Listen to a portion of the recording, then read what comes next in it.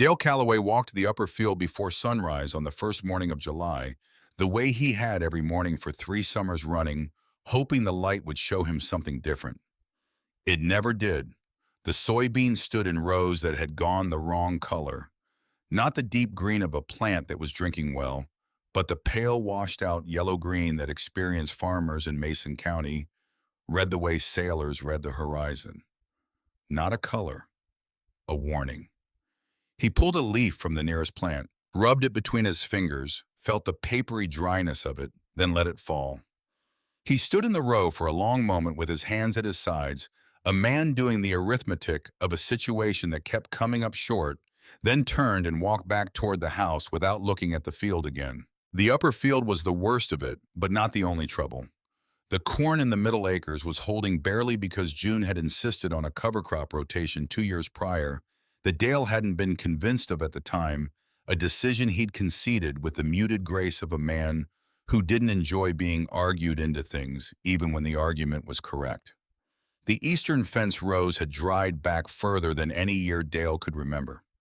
The pond at the low end of the property, a spring-fed basin that had supplied stock water for 3 generations of Callaways, was down 8 inches from its normal summer level. 8 inches of missing water. Dale had measured it against the wooden post his father had driven into the bank.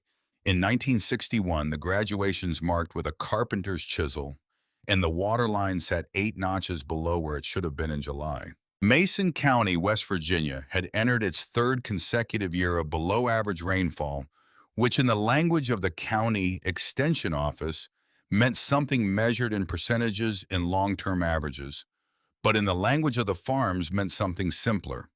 The water that was supposed to come had not come, was not coming, and nobody with any credibility was promising it would come soon. The hills that rolled west toward the Ohio River still looked like hills green enough from a distance, the hardwood canopy holding its color, but the fields between them told a different story. You had to be close to the ground to read it. Dale Calloway was always close to the ground. He was 43 years old, deliberate in all things, a man who'd inherited 38 acres from his father at 26, added 4 more through a land purchase that had taken him 7 years to pay off, and farmed every one of them with the methodical patience of someone who understood that a farm doesn't respond to urgency. It responds to attention sustained over time, adjusted when the evidence demands it. He spoke in complete sentences when he spoke at all. He didn't complain about the drought to his neighbors because complaining about weather in Mason County was like complaining about gravity. It was what it was, it would do what it did, and the only useful thing was to figure out how to work within it. He came through the back door into the kitchen at 6:30. June was already at the stove, the cast-iron skillet sending up the particular smell of a farmhouse morning butter. Heat something browning at the edges. She had the radio on low, a weather report she'd already heard once. She turned it off without being asked when Dale sat down because June Calloway knew the precise moment when more information became less useful. She was 41 with the kind of practical capability that didn't announce itself because it didn't need to. Her kitchen garden ran along the south side of the house in careful rows, tomatoes staked to cedar posts. She'd cut herself pole beans on a wire trellis. She'd built the spring before last peppers and squash, and 3 varieties of basil she grew from seed every February on the windowsill above the sink. The garden had survived the drought better than Dale's field crops because June watered it by hand every evening, carrying 2 gallons at a time from the rain barrel she'd positioned under the barn eave, a system of such unglamorous efficiency that it had delivered fresh vegetables to the kitchen table every week of summer for 11 years running. She didn't talk about it, she just kept doing it.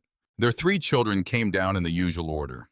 Boone, first 15 years old already, the height of his father, though he hadn't yet grown into the width of him, coming down the stairs with the particular stomping deliberateness of a teenage boy who considered sleep a resource that had been taken from him unjustly.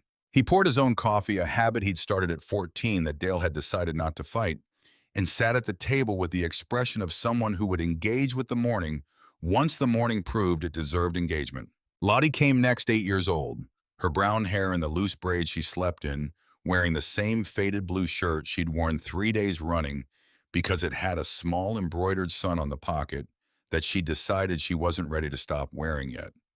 She climbed into her chair, reached across the table for the butter without being invited to, and began arranging her silverware in an order that made sense to her. Nobody asked her about it.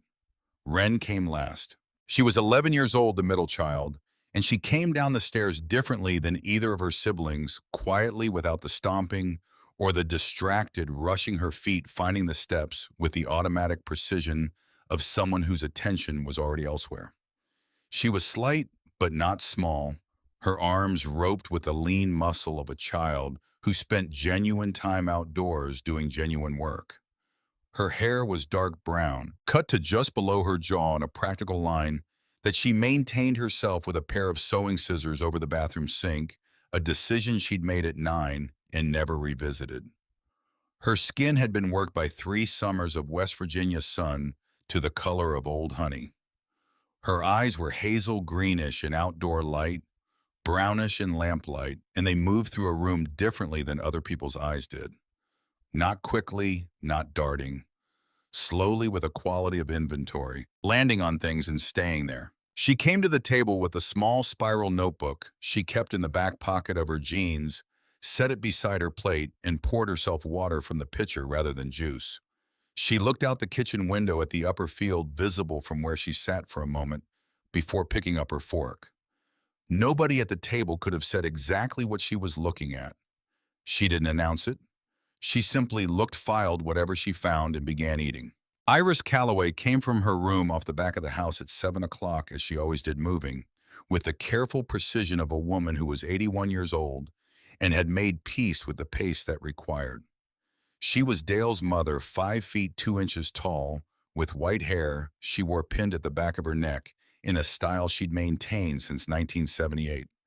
Dark eyes behind reading glasses she wore pushed down to the end of her nose, and the upright posture of a woman who had never permitted herself to hunch and was not starting now. She carried her own coffee to the table. She didn't let anyone pour it for her, which was a boundary she'd established when she moved into the back room 4 years ago, and enforced without drama by simply being faster to the pot than anyone else. She had a wire basket by her chair at the kitchen table that held the agricultural periodicals and extension service bulletins she'd been collecting since the early 1960s. She read them the way some people read novels, for the pleasure of the language, the precision of the technical detail, the accumulated understanding of a subject she'd spent her entire adult life adjacent to. When Iris was 22, she'd married Earl Calloway, who farmed. When Earl died, she kept the farming journals. This seemed to everyone in the family like a natural continuation of the same interest, though what she was actually doing with the accumulated technical knowledge was something nobody had thought to ask. Iris sat down, opened a 1967 bulletin from the West Virginia University Extension Service on subsoil moisture management, and read while she drank her coffee. She did not say good morning. Neither did anyone else. This was the Calloway morning rhythm, understood by all members as a collective agreement to let the day assemble itself without forced participation. Grady Finch came to the farm for the first time that season on the 3rd Thursday of May, which was 2 weeks before the situation in the upper field had reached the point Dale was willing to call critical, but 3 weeks after Wren had privately concluded it was already past that point.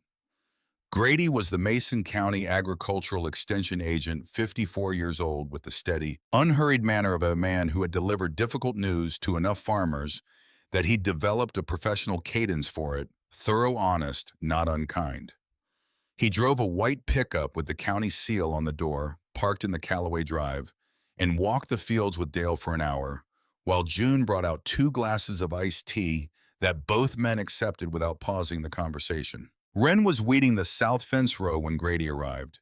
She did not stop weeding, but she positioned herself in the fence row closest to where the men were walking and listened to every word. Grady looked at the upper field with the same reading the ground attention that Dale used crouching once to press his fingers into the soil near the base of a soybean plant, bringing the dirt to his nose, rubbing it between his palms. He stood up and spoke plainly. The sandy subsoil in this section drains too fast for the rainfall you're getting. What comes down isn't staying long enough to matter. He looked at the slope. Your system doesn't have the pressure to push water up here efficiently. You're losing efficiency at the high end. Irrigate more frequently if you can manage the diesel cost. Mulch around the base of the plants to hold whatever moisture you do get. Dale asked about the economics of it. Grady was honest about that too. More frequent irrigation on the current system would cost more than the marginal improvement justified. The mulching would help, but not solve the underlying problem, which was that the field sat high enough above the water source that delivery was structurally inefficient with the equipment Dale owned. From the fence row, Wren had gone completely still. Not the stillness of a child who is hiding the stillness of a child who is thinking at full capacity. She was looking at the slope of the upper field, at the angle of it, at the direction the water ran when it ran at all. She was not looking at the crops. She was looking at the physics. Later that afternoon, when the house was quiet, Wren walked up the hill alone past the upper field, past the old fence line into the scrubby tree cover on the north edge of the property. She went to find something she'd noticed in April without registering fully, a shallow draw that formed naturally at the base of the ridge where the land cupped inward and the drainage from the slope above collected after rain. It wasn't a pond. It wasn't anything that had been named or used or considered. It was a seam in the geography that filled when the rain came and held what it caught for several days before the ground absorbed it or the sun took it. She stood at the edge of it, still damp from a storm 2 weeks prior, the soil darker there than anywhere else on the property, the grass around the rim greener in a way that was visible even in a dry July. She looked back down the slope toward the upper field. She took a piece of twine from her pocket and cut a length of it with the small folding knife she carried. She tied a stone to one end and held the other end level against a reference point she'd marked on a fence post the previous week when she'd first started mapping the slope angles in the notebook. She spent 40 minutes in that draw with a piece of twine, a stone, a section of wire, and a homemade plumb bob she'd assembled from materials in the barn. When she left, she had a number in the notebook, 9 feet 2 inches of elevation difference between the floor of the draw and the highest row of soybean plants in the upper field. She did not tell anyone what she'd found. Not that evening, not that week. She went home, ate supper, helped Lottie with her bath, listened to the screen door slap shut when Boone went outside, and sat at the kitchen table after everyone else had drifted away, filling pages of the notebook with diagrams that looked to anyone who might have glanced over her shoulder, like the kind of drawings a child makes when they're working something out. Mostly illegible, full of arrows. Numbers crossed out and replaced with better numbers. Iris passed through the kitchen for her 9 o'clock glass of water and looked at the notebook for one moment without stopping. She went back to her room. The next morning, there was a worn paperback on the kitchen table beside Wren's breakfast plate. A 1971 USDA Soil Conservation Service technical bulletin. Its spine cracked from repeated reading, titled, "With the kind of language government publications used when they wanted to sound useful. Low-pressure delivery methods for sloped agricultural land." No note, no explanation. Wren picked it up, looked at the cover, put it in her bag, and carried it to school in her backpack for 3 weeks, reading it during lunch in the section of the cafeteria near the windows where she sat alone by choice. The bulletin described drip irrigation in the specific technical language of 1971 Federal Agricultural Research delivery of water directly to root zones through small aperture emitters operating at low pressure, reducing evaporative loss by removing the overhead delivery component, reducing runoff loss by concentrating the water where the plant's root system could access it before the sandy subsoil carried it away. It described the relationship between delivery pressure and emitter performance. It described in a section Wren read 4 times the concept of gravity-fed delivery using elevation differential between a water source and a delivery point to create head pressure without mechanical assistance. The math was straightforward. Wren checked it twice in the notebook with her own arithmetic. 9 feet of elevation created enough head pressure to run a drip emitter system across a 1/4 acre, assuming the pipe diameter was matched correctly to the run length, assuming the emitters were spaced at the intervals.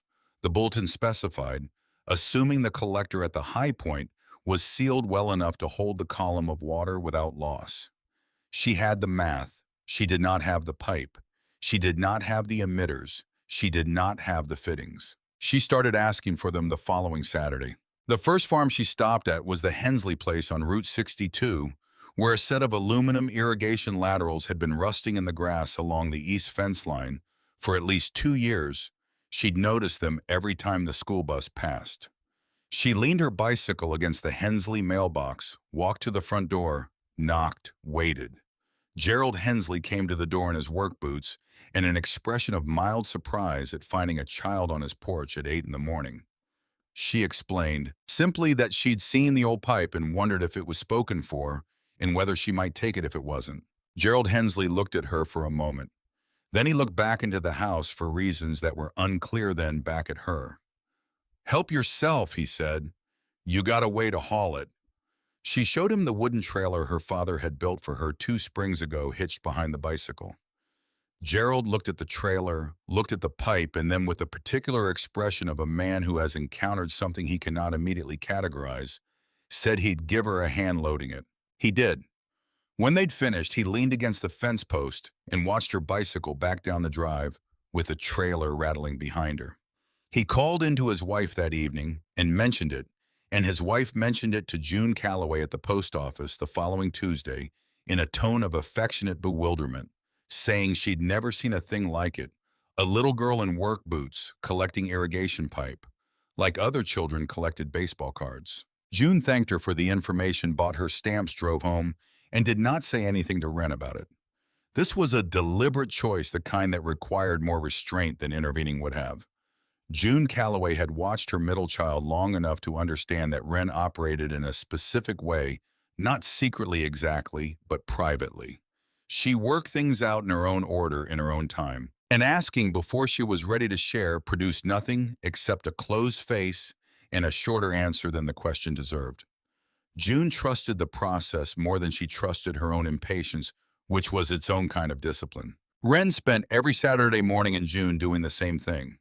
She mapped the farms in a 5-mile radius from a county road atlas she'd found in the barn, circled the ones she knew had old equipment sitting unused, and rode to each one in a planned order that minimized backtracking. The farmers she approached ranged from mildly puzzled to actively amused. All of them said yes.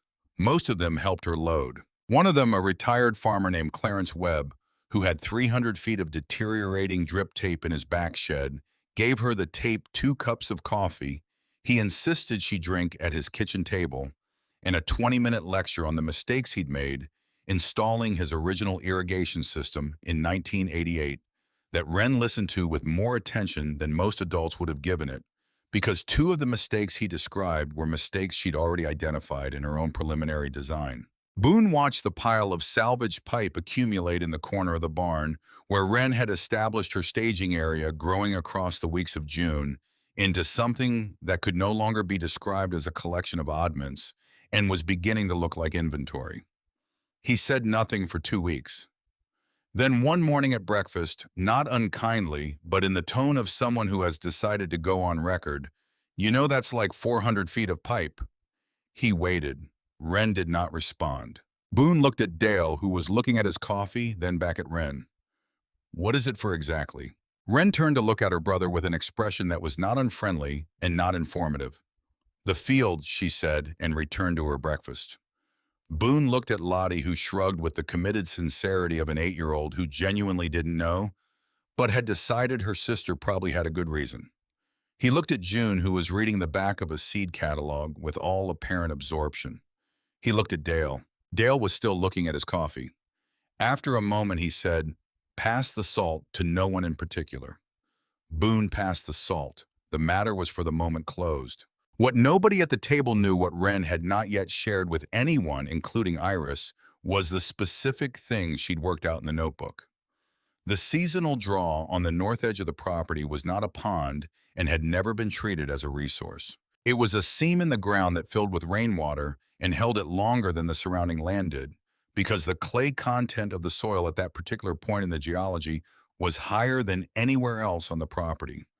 A buried lens of impermeable subsoil that Wren had identified by pressing a steel rod into the ground at intervals across the draw and measuring the resistance at different depths. She'd done this with a piece of half-inch rebar and a wooden mallet over 3 afternoons in early June, recording the depth at which the rods stopped advancing easily into the ground at each point. The clay layer was consistent 4 to 6 inches below the surface, running the width of the draw. Water hitting the draw during a rainstorm would drain through the sandy topsoil, hit the clay and pool there invisibly from above, because the surface soil absorbed the standing water, but measurably because the moisture content at that depth stayed high for days after the surrounding land had dried. The draw held water. It sat 9 feet above the upper field. 9 feet of elevation routed through the right diameter pipe at the right run length was enough head pressure to operate drip emitters at the spacing the 1971 bulletin specified. No pump, no diesel, no moving parts except the water itself, following the physics it had always followed from high ground to low ground at the speed the pipe allowed. She had known this for 6 weeks. She had not told her father because she was not ready, and she was not ready because the gap between an idea that works on paper and a system that works in the ground is exactly the space where children get laughed at.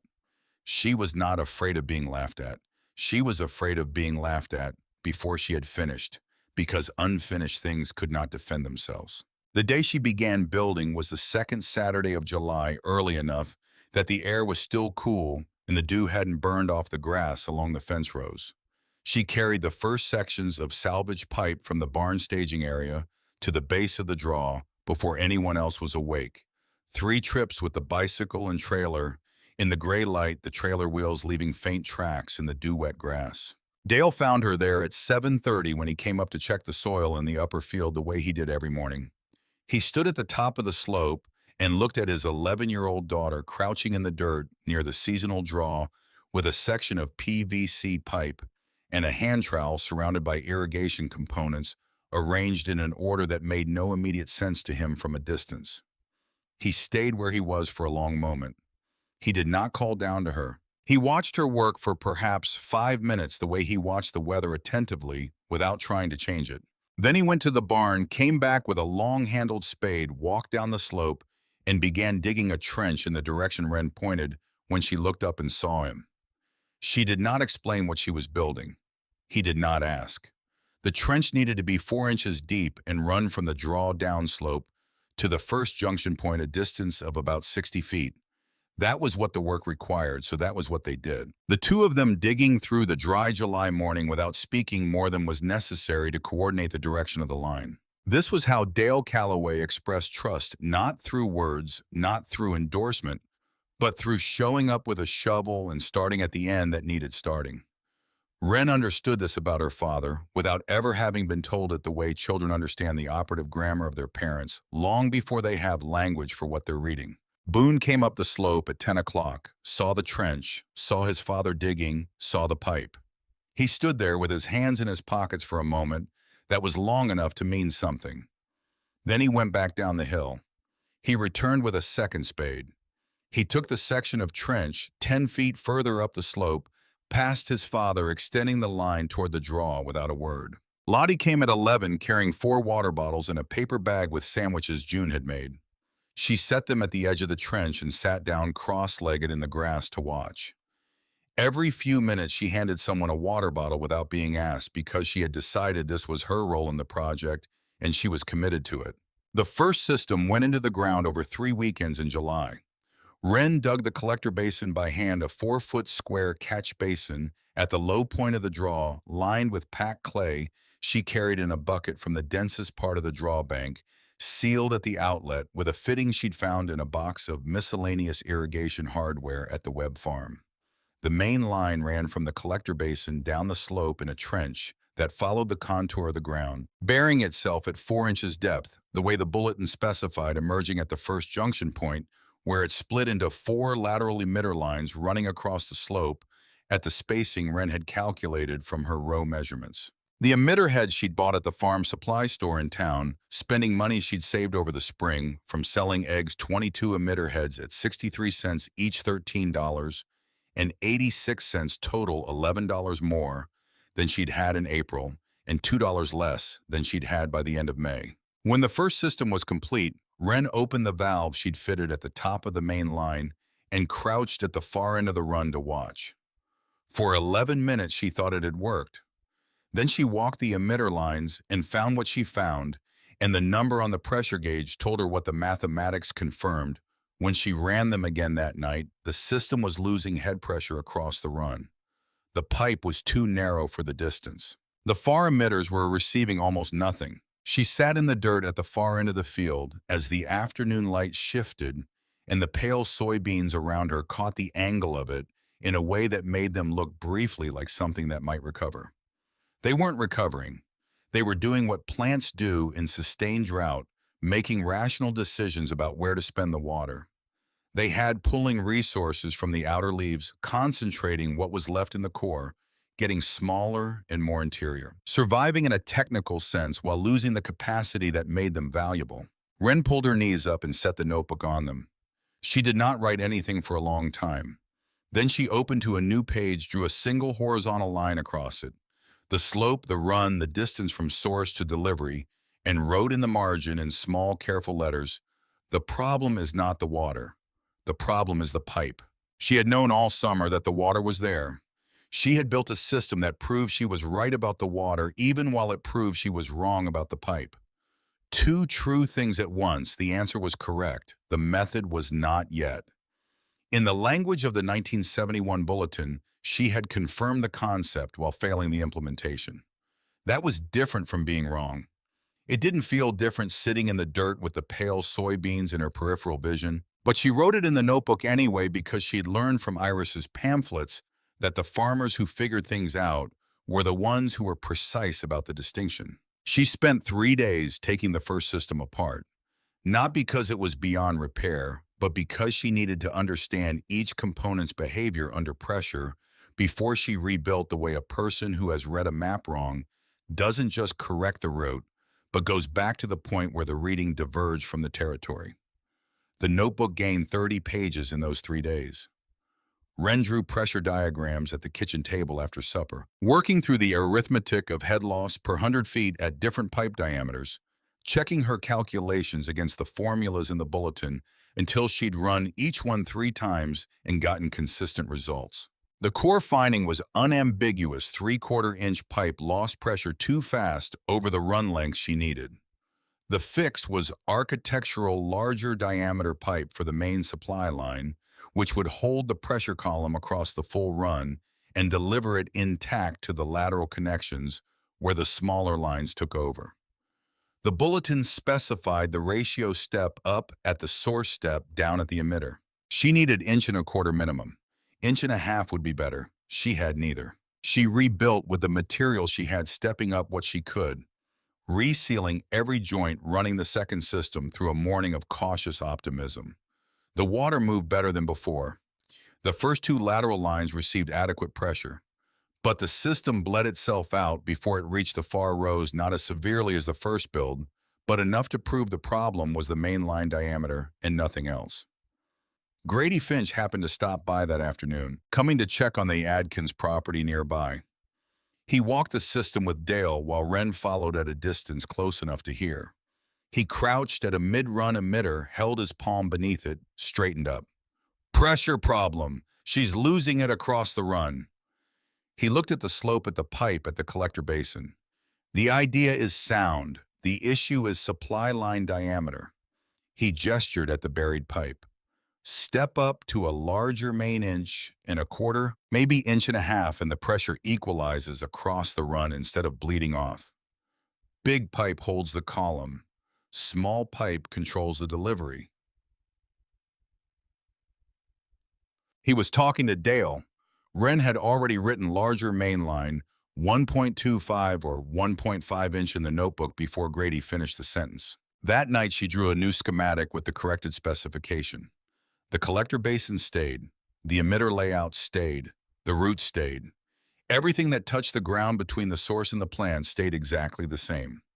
What changed was the main line, a single pipe running from the draw to the first junction point that needed to be significantly larger than anything she currently owned. She'd used everything she'd managed to collect from 6 farms across Mason County. What she needed now was commercial-grade supply line, the kind that large vegetable operations used. It was Iris who mentioned Virgil Ames, not as a suggestion exactly, more as an item of information she'd been filing for the right moment. They were at the kitchen table after supper, the house quiet, Lottie asleep, Boone somewhere outside. Iris set down the extension service bulletin she'd been reading and looked at Wren over the tops of her reading glasses. Virgil Ames had a commercial vegetable operation on Birch Hollow Road until 2009. About 60 acres, tomatoes, peppers, some sweet corn. He was building a gravity-fed system for his far fields because the pump cost was killing him. She paused. He ran out of money before he finished it. The materials have been in his barn since. Wren looked up from the notebook. He won't be easy. Iris continued, picking the bulletin back up. Don't go expecting easy, but he's not closed. Wren wrote Virgil Ames Birch Hollow Road in the notebook, underlined it twice, turned to a fresh page, and began planning what she would say. She rode to Birch Hollow Road on a Saturday morning when the air was still cool, the bicycle trailer hitched behind her by habit empty. The Ames property sat behind a chain-link gate fastened with a padlock that was newer than everything else on the fence. The house beyond it was white two-story deep porch built in the era when construction was an act of permanence. The barn behind the house was original timber frame, enormous, the kind of structure that had accumulated authority the way old things did not, through appearance but through simple persistence. She leaned the bicycle against the fence, walked to the gate, called out once. Silence. Called a second time. A curtain moved in the front window, then went still. She stopped calling. She had learned from 14 Saturdays of approaching farmers with requests they hadn't anticipated that the people most worth waiting for were the ones who needed a moment to decide. She stood at the gate with a notebook under her arm, watched a pair of crows work the upper field visible beyond the barn, and waited. The front door opened 4 minutes later. Virgil Ames came onto the porch with the gait of a man whose left hip had been replaced and whose right was being managed on a combination of anti-inflammatories and stubbornness. He was 74, with a face that had moved beyond the category of weathered into something more absolute, creased deep, settled permanently, the face of a man who had stopped being surprised by the demands of any given day. He wore clean work clothes, old but pressed. He stood at the porch rail with one hand on it and looked at her with no expression she could read. She opened the notebook to the pressure schematic, the most recent version, with the diameter specification she needed, held it up so he could see it from the porch, and waited again. Virgil came down the steps. He walked to the gate with the careful economy of a man who didn't waste steps. He looked through the chain link at the drawing for a full minute without speaking. Then you drew that yourself. It wasn't quite a question. She told him she had. He unhooked the padlock. He didn't open the gate wide just enough.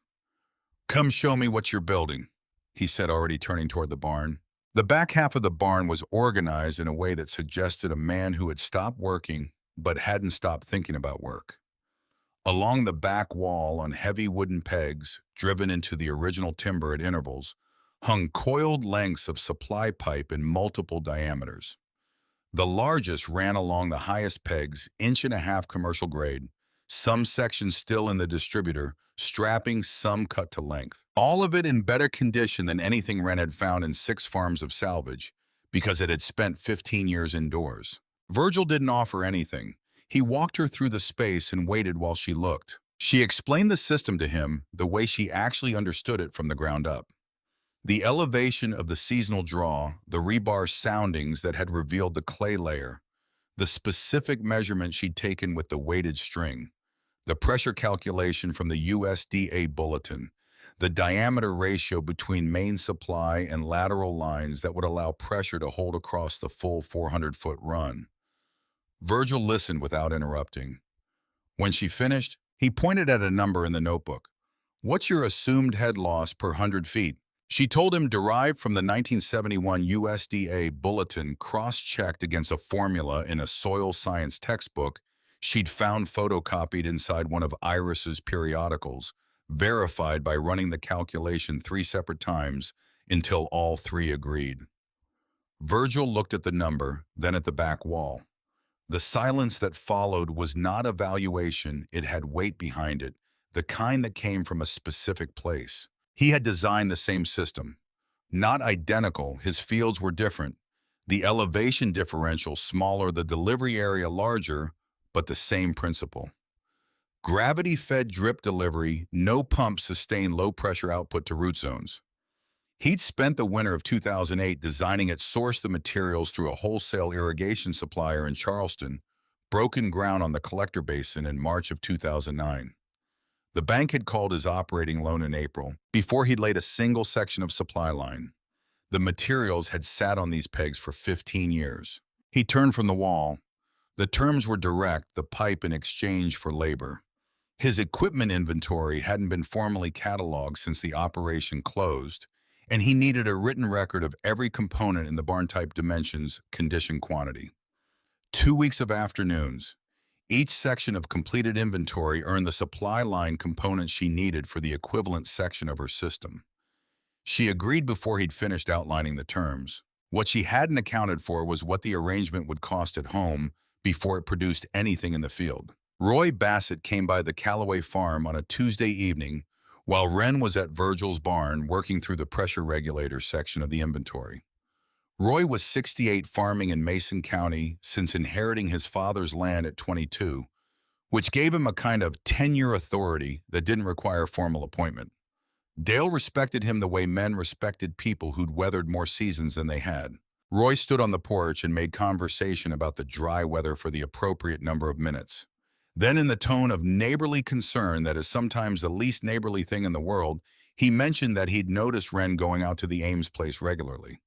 He said Virgil Ames was a hard man, not bad, but hard, and there was talk. He said people saw a young girl going out alone to work for whatever she was working for, and they wondered whether her father had full knowledge of what she'd gotten herself into. He said he figured Dale would want to know what was being said. Then he left. Dale came to supper that night with an expression Wren recognized as something harder to address than anger, the expression of a man who'd been given a problem he hadn't asked for and couldn't put back down. After supper, when Boone had gone outside and Lottie had been sent to wash up, Dale asked Wren to sit at the table. He laid out what Roy had said without editorial. He described the community perception, how it looked, what people were reading into it, what it meant for the family standing in a county where standing was built across decades. When he arrived at the conclusion, the words landed in the kitchen with the weight of a decision already made. I need you to stop going to the Ames place. Wren looked at the table surface. She let the silence hold for a moment, long enough to be real rather than reflexive. Then she looked up at her father and asked one question. Does your upper field have water in it right now? Dale's jaw set in the specific way it set when he was containing something rather than releasing it. Does Roy Bassett's upper field have water? She continued. Her voice was level, not challenging, not performing calm, simply factual in the way she was factual about everything. Does anyone in the county whose fields sit above their water source have water right now? The kitchen held that for a moment. June had turned from the sink to lean against the counter with her arms crossed, not inserting herself, simply present. In the hallway beyond the doorway, Lottie had gone completely still. She'd come back downstairs for the glass of water she always forgot after washing up, and she'd stopped when she heard the tone of the room. You stop going to the Ames place, Dale said. His voice stayed level through the effort of keeping it there. Whatever you need for the pipes, you find another way to get it. Wren went upstairs. She sat on the edge of her bed in the room she shared with Lottie, the lamp off the July evening light coming through the window in its last gray iteration. The notebook was in her hands. She had completed 11 of 14 required afternoons at Virgil's. She needed 3 more to earn the full set of components, 18 sections of 1.5-inch supply line, 14 couplers of the correct diameter pressure regulators, adequate for the full emitter run. All of it cataloged in her handwriting, waiting. She had built one system from salvage and it had failed. She had built a second and it had failed. She knew exactly why both had failed. She had found the material to fix it, negotiated access to it, begun the work to earn it.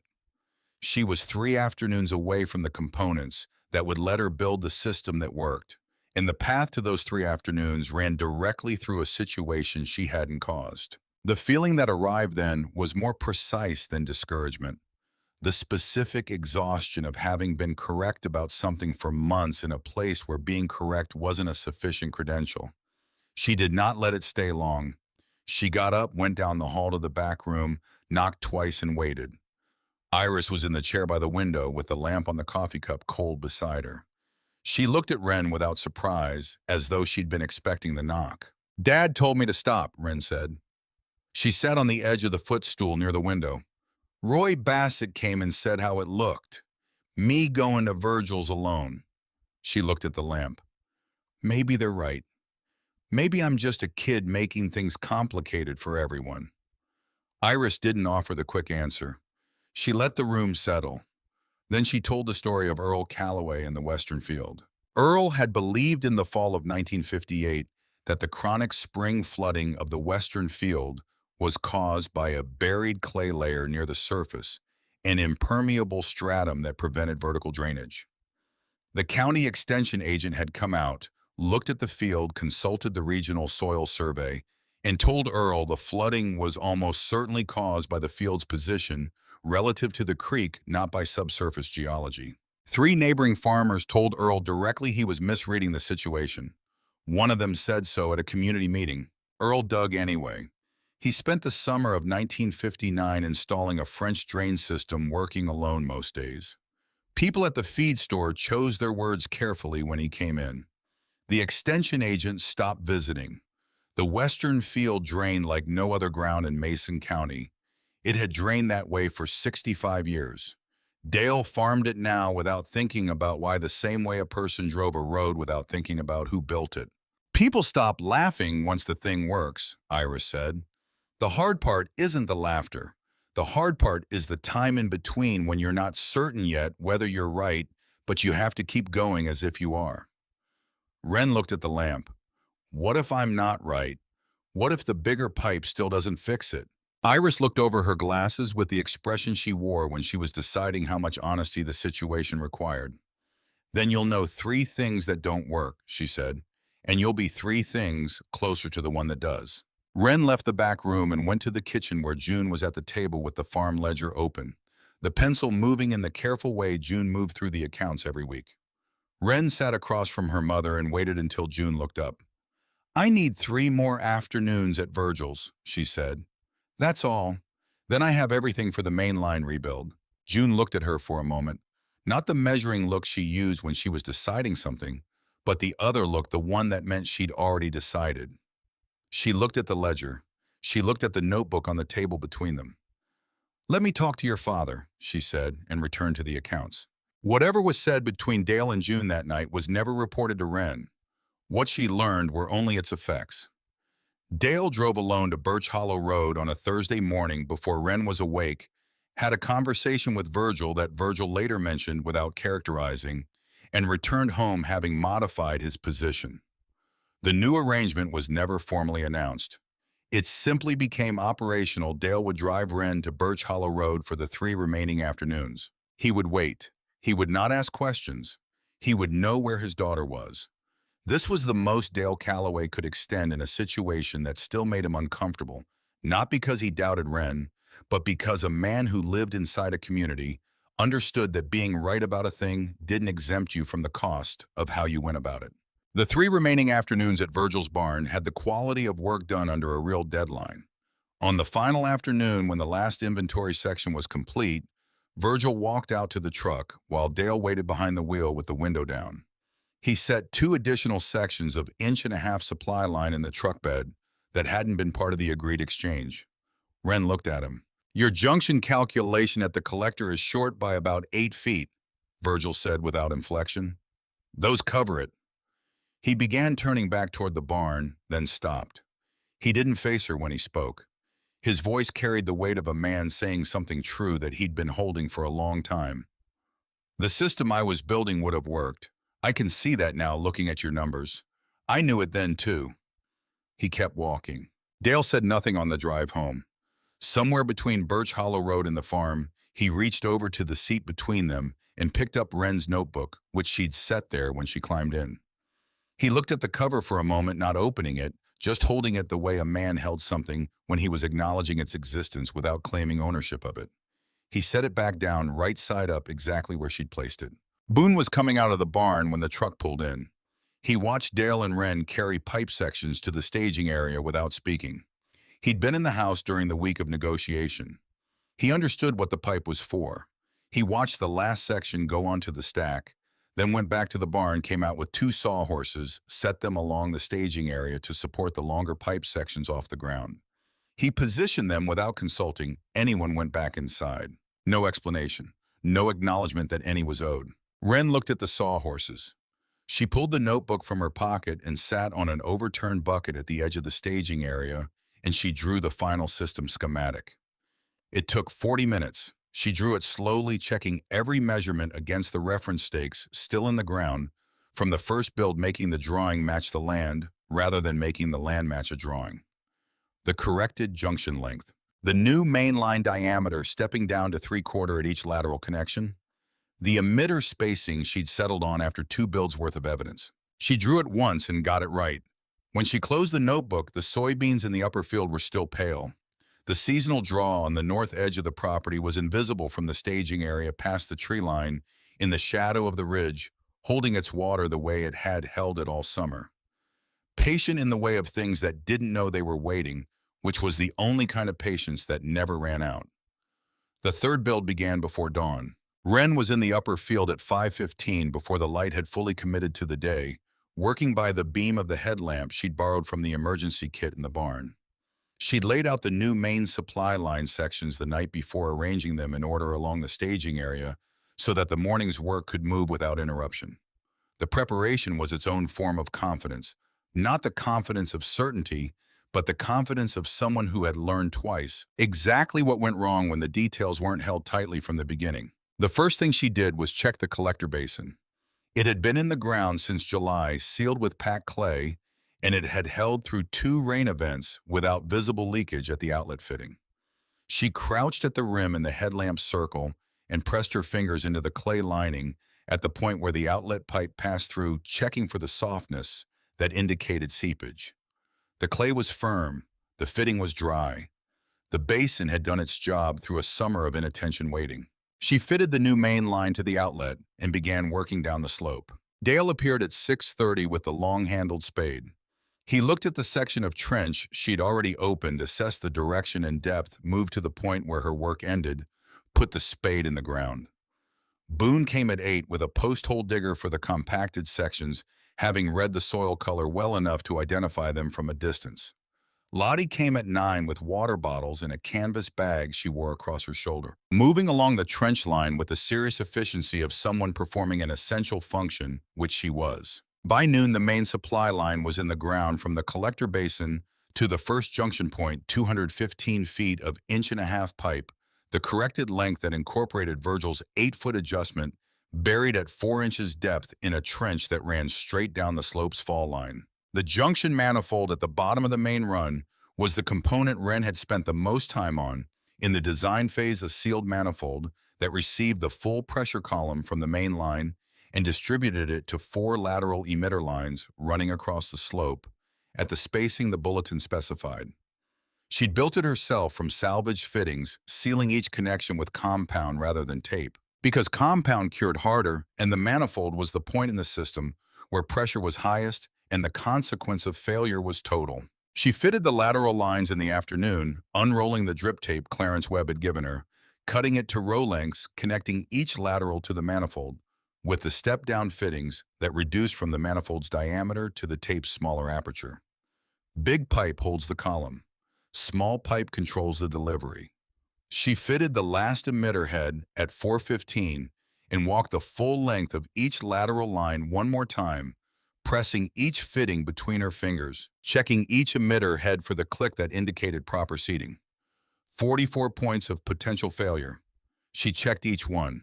Then she walked back up the slope to the collector basin, crouched beside it, put her hand on the valve, looked down at the system laid out below her in the late afternoon light, the barely visible line of the buried main, the 4 lateral tapes running across the rows of pale soybeans, The small black emitter heads seated at each plant's base and opened the valve.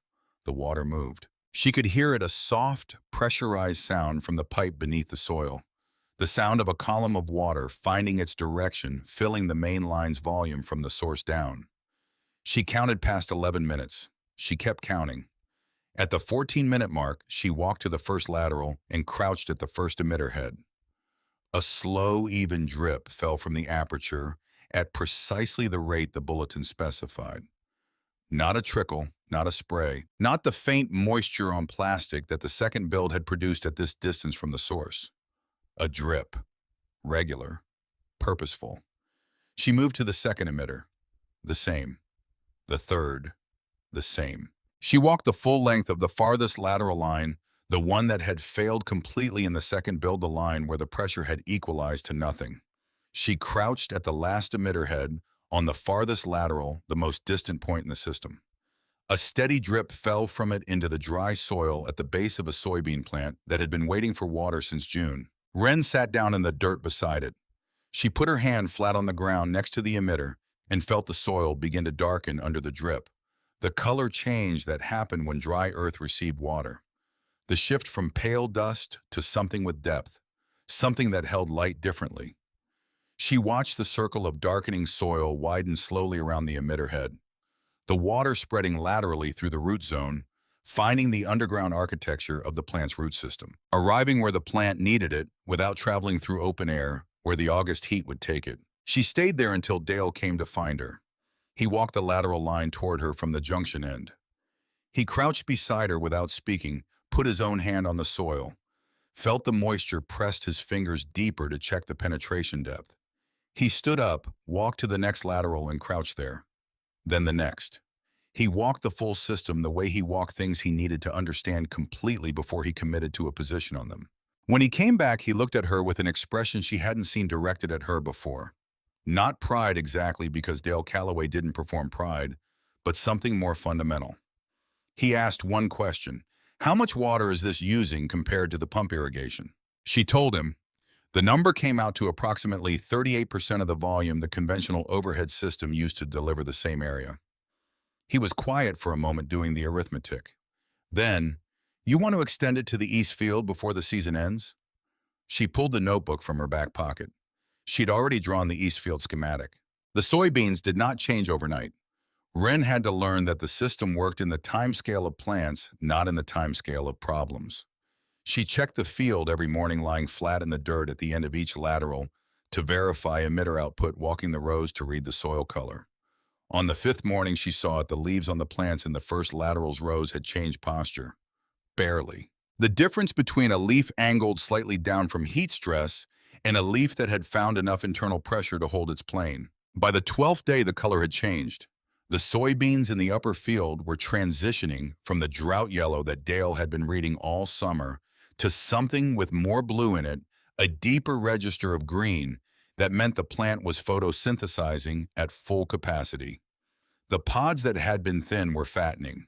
The leaves that had been flat were turning their faces to the light at the angle of plants that had enough. Dale walked the rows on the 14th morning and said nothing for a long time. The neighboring rows outside the reach of the lateral lines, the same soybean variety growing under the same sky, in the same soil, were pale, thin-podded, the leaves beginning to curl at the margins from sustained heat stress. The rows under the drip system were a different crop. He stood at the boundary between the two sections and looked at the difference, the way he looked at things that required him to revise something he'd believed before. Virgil Ames drove out alone on a weekday afternoon without announcement. Dale met him in the drive. They stood together for a moment, two men who had never been easy with each other, finding the vocabulary of mutual respect that had been assembled quietly rather than declared. Virgil said he'd heard about the field. Dale said he could go up and look. Virgil walked the system alone without Wren spending 40 minutes up there by himself. When he came back down, Wren was at the staging area working on the east field pipe layout. He stopped and looked at what she was doing. She showed him the east field schematic. He studied it, then pointed at the junction placement she'd chosen. "You're going to lose 3 feet of head pressure at that angle," he said. "Move the junction 12 feet east, follow the contour there instead of the fall line, and you'll hold it." He looked at the notebook. You've got the math for it. She looked at the schematic. He was right. She made the correction.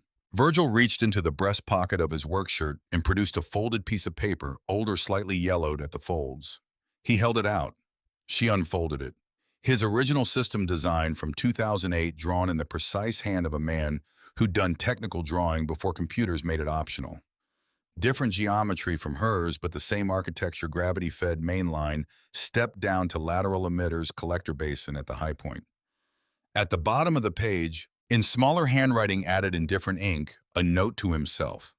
System is sound, problem is time, not design. She looked up from the paper. Keep it, Virgil said. He looked at the East Field layout, then turned toward his truck.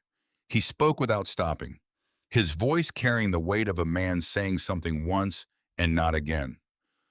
What you built up there is what gets built when someone cares more about the problem than about being taken seriously. That's not a common combination at any age. He got in the truck and left. Roy Bassett's truck came down the farm road on a Saturday morning in the third week of August. He came the way people in Mason County came when they'd heard something they needed to see for themselves without announcement, in the posture of someone who was simply passing by. He walked into the upper field with the experienced, unhurried movement of 46 years of reading crops, stopped at the boundary between the irrigated rows and the dry rows, walked into the irrigated section. Crouched to look at pod development, pressed a finger into the soil to check its moisture. He pulled a pod from a plant in the middle of the third row, split it with his thumbnail, looked at the developing seeds inside. He stood up and looked at Wren. She walked to him across the rows and showed him everything. She walked him through the system from the collector basin to the farthest emitter, explaining each component in the plain language she used for everything, not simplified, not technical for its own sake, just accurate. She described the draw, the clay layer, the elevation measurement. She described the first two failures and what each one had taught her. She walked him to the farthest lateral and showed him the last emitter working its slow drip into the soil. Roy stood there for a long moment. Then he looked at Dale across the field. Something passed between the two men in that look, not an apology, because Roy Bassett wasn't built for direct apology, but an acknowledgement which in Mason County was the currency that mattered. Dale received it with the neutral expression he used when he was satisfied with an outcome, but not inclined to make a point of it. Roy looked back at Wren. Could you put something like this in on my north section? I've got a natural catchment up on the ridge I never did anything with. Probably a 12-foot drop to the field. She said she could look at it. The farmers came on a Saturday in late September, not organized, not announced, simply accumulating the way things happened in Mason County. Roy Bassett came first and brought his neighbor Carl Whitfield. Whitfield brought his son. Gerald Hensley came from Route 62. Clarence Webb came in his truck with the careful movements of a man who was 80 years old and had decided that 80 was not a reason to stay home from things worth seeing. They stood at the field's edge, these men who had given Wren their old pipe without knowing why, who had watched her load their discarded equipment into a wooden trailer and pedal away. The upper field in front of them was not the field they'd been watching all summer from their own roads. The soybeans stood at the height and density of a well-watered crop in a year that had produced no well-watered crops within the visible range of Mason County. The canopy was full, the leaves dark green, the pods heavy on the stems. The soil between the rows was dark at the surface, not wet, not saturated, but carrying the moisture of a field that had been fed rather than rationed. They walked in without being invited the way farmers walked into each other's fields. Clarence Webb crouched with the difficulty of his 80 years at the farthest emitter, put his hand beneath it. He stayed there for a moment. Then he stood, looked at Wren at the field's edge, and spoke with the directness of a man for whom the math had just finished. I've been farming this county for 58 years, and I gave you drip tape because I thought you were a nice kid who wanted it for some kind of project. I didn't know you were going to use it to grow the best stand of beans in the valley. The laughter that came from the men around them was different from the laughter that had come from porches in June. That laughter had been the laughter of bafflement, warm, not unkind, but dismissive. This laughter acknowledged something. It came from men who understood exactly what they were looking at and found it genuinely surprising, which was the rarest kind of surprise available to people who had been farming for as long as they had. Grady Finch came back to the Callaway farm in the first week of September this time, in an official capacity with a young man named Peters from the agricultural engineering program at Glenville State University, who was doing a field placement with the county extension office. They came on a Wednesday afternoon, Grady with his clipboard, Peters with a newer and thicker notebook than Wren's. Wren walked them through the system starting at the draw because the draw was where the logic started. She described the subsurface clay layer and how she'd identified it with rebar soundings. She described the elevation measurement and why it mattered. She described each design iteration, the first build, its failure, the specific cause; the second build, its failure, the specific cause; the third build, the corrections, the results. She described the winter performance questions she'd already begun researching, the freeze-thaw behavior of drip tape in ground that frosted the insulation approach she'd identified for the emitter heads at surface connection points. Grady listened. He asked one question when she described the system's water consumption. How does the per-acre water use compare to conventional overhead irrigation in your soil type? She told him. She'd calculated it from flow rate per emitter in daily runtime, 38% of the volume the conventional system used to deliver the same area with measurably better soil penetration at root depth, because the water arrived slowly rather than in overhead volume that the sandy topsoil shed before it reached the roots. Grady looked at his clipboard, then at Peters. What he said next was addressed to the young man from Glenville State. He spoke in the Register of Professional Instruction, which was the register in which Grady Finch said things he meant to be retained. I came to this farm twice this season. I looked at this field both times. I gave standard advice both times: more irrigation frequency, mulch for moisture retention. The advice wasn't wrong exactly. It was addressing the visible problem instead of the underlying one. He paused. This child found the underlying problem. She's 11 years old. Write that down. Peters wrote it down. The harvest came in the third week of October. Dale ran the combine through the upper field on a Tuesday morning, starting with the rows under the drip system, because they were ready first, the pods full, the moisture content at the right level, the plants standing straight enough to feed through the header cleanly. Boone ran the grain cart alongside. Wren walked the field edge, watching the combine work the way she'd watched water all summer, tracking the output, reading the evidence of the season and what the machine was pulling from the ground. The yield numbers came in that evening. Dale ran them against the field records. He kept going back 6 years, comparing this year's upper field against the same field in the same drought conditions. The irrigated rows had yielded 22% better than the farm's 3-year drought average for the same acreage. Not a miraculous number, not a transformation, a real number produced by a system that had cost 38% less water per bushel than the conventional method, built from salvage materials designed by a child working from a government bulletin published the year before her father started kindergarten. Wren had turned 12 in the first week of October, 4 days after the initial harvest estimates came in. The birthday had passed with the low-key acknowledgement the Callaway family gave to birthdays: June's cake, Lottie's handmade card, Boone's gift of a better folding knife than the one Wren had been using all summer to cut pipe tape. Dale had given her a new notebook, wider ruled than the old one with a harder cover. She filled the first 30 pages before the end of the month. The East Field extension went into the ground in the first 2 weeks of November, before the frost made digging impractical. It was faster than the upper field build had been, not because the work was simpler, but because everyone who'd been involved in the upper field build knew what they were doing. Dale dug without needing to be shown the direction. Boone took the compacted sections. Lottie managed the component logistics with an organizational system she developed herself over the course of the earlier build, keeping track of which fitting went where, with a series of labeled coffee cans she'd set up along the staging area that was more efficient than what Wren had been doing, though Wren would not have said this aloud. Virgil Ames came out twice during the Eastfield build, not to supervise, but to verify that the contour routing was performing the way he'd calculated. Both times he arrived unannounced, walked the partially complete system, made one observation, and left. Both observations were correct. Wren incorporated them without being asked whether she agreed. The January farmers' meeting was held in the Mason County Extension Office meeting room, which seated 40 and had 53 people in it by the time Grady Finch called the meeting to order. Wren stood at the front of the room with the notebook open to the system schematic and explained the project from the beginning. She spoke for 32 minutes. She used the language she used for everything accurate, direct, without simplification and without decoration. The questions from the room ran for another hour. Farmers who had catchments they hadn't used asked about minimum viable elevation differentials. Farmers with longer runs asked about extended mainline pressure management. The freeze-thaw question she'd anticipated came from three separate farmers in different forms, and she answered each one from the bulletin's footnote and from her own observation of the Eastfield system through the November frost. The emitter heads had required insulation at the surface connection points, discovered the morning after the first hard freeze when she'd checked the system and found two heads cracked at the fitting. She'd already designed a collar insulation solution and installed it on the remaining heads before the second frost came.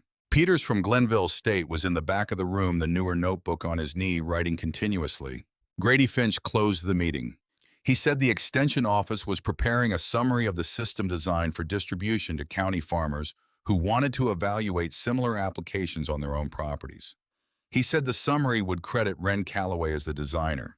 He said the summary would note that the system had been developed with no formal training, no budget beyond egg money, no material beyond salvage, and had produced yield results that exceeded the farm's 3-year drought average by 22%, while using 62% less water per acre than the conventional system. He looked at her when he said it. She looked back at him with the hazel eyes that moved through a room, slowly landing on things and staying there.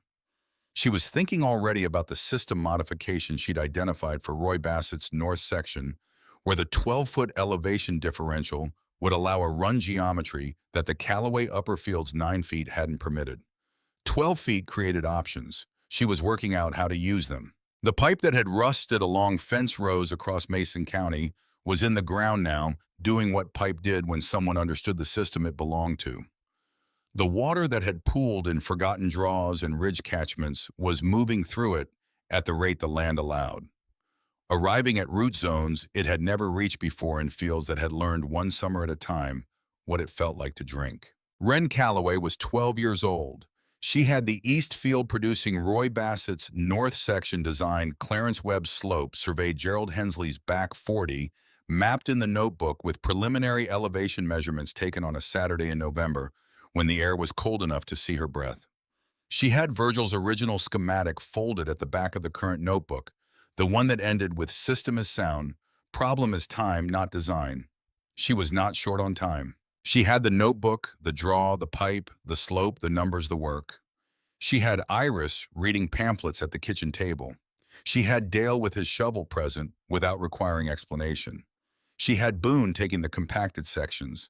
She had Lottie with the coffee cans. She had the problem, which was the drought, which wasn't going to end this season or the next. She had the answer, which was the water that was already there in the ground on the ridge, in the draws that nobody had looked at twice in 40 years of farming the same hills. The water had always been there. Someone just had to understand what it was.